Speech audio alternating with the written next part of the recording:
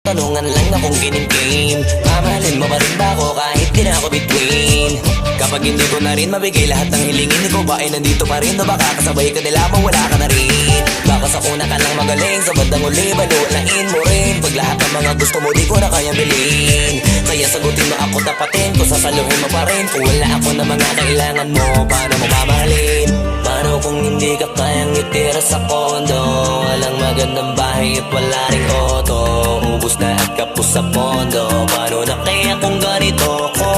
Malamang na hindi na mapansin yung aking halaga di na makita. Kasabay naman ang pagmamahal mo na parang natulog na mantika. Nakakapanghina kasi yung pake mo'y tila palusaw na nakandila, na walang na rin ang bisa. Ang nararamdaman kasi di na kumikita.